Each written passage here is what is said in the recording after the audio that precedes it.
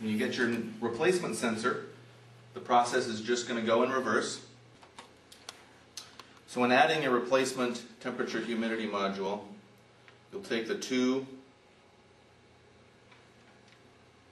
sheet metal screws, place the sensor over the bosses for the screws, put them in. Take careful note that there is another boss to hold the cable tie to secure and give some strain relief. Make sure you orient the sensor in a way that you have access to that.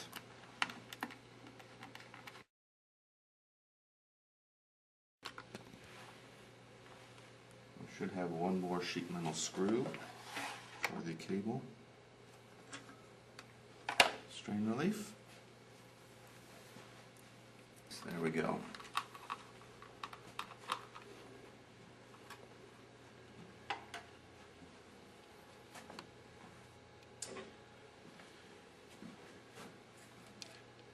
The cable, although the sensor is mounted on a couple plates down, this is a good point too. See how these two plates are stuck close together? That's not the way it's positioned. These standoffs mount on top of each other and stack like that and give you the spacing between the plates.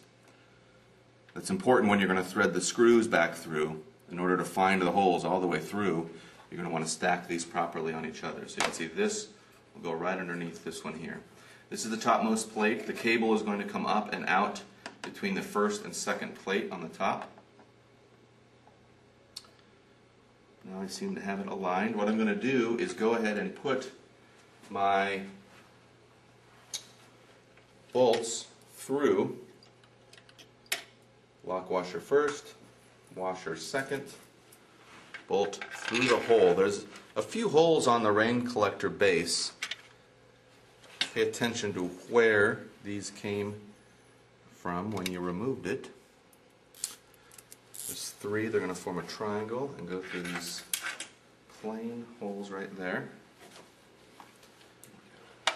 And lifting the stack of plates up, careful to hold them in their assembled stacked position. I want to be able to find the holes. I'm going to slide this up on the bolts.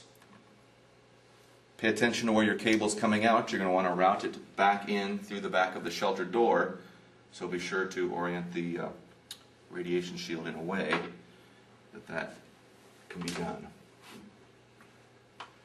So I'm going to slide the three screws through here, and they tell me this takes 3 hands, so we'll see how this goes.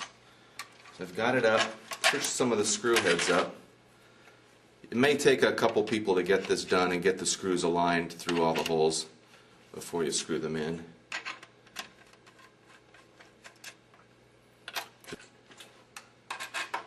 Obviously, if you've got the Phillips head screws, you'll want to use a Phillips screwdriver.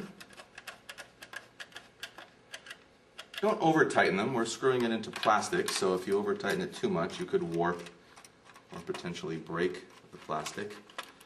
But tighten them up enough that it's secure, stable, and doesn't vibrate and isn't loose. There we go. To finalize the replacement, you're going to take the temperature humidity cable, thread it back through the hole in the shelter door, in the back of the shelter, not in the shelter door, back of the shelter. Notice there's a large portion of the cable port, cable hole, and there's a small portion. It's easiest to only thread it through the large. I'll plug this back into the temperature humidity port. A lot of play here. I'm going to have some of this cable coming out. And this has actually some relevance. You want this cable to loop around the bottom in a way so that water will not drip down the cable and into the shelter on the electronic PC board in there, the module we just replaced.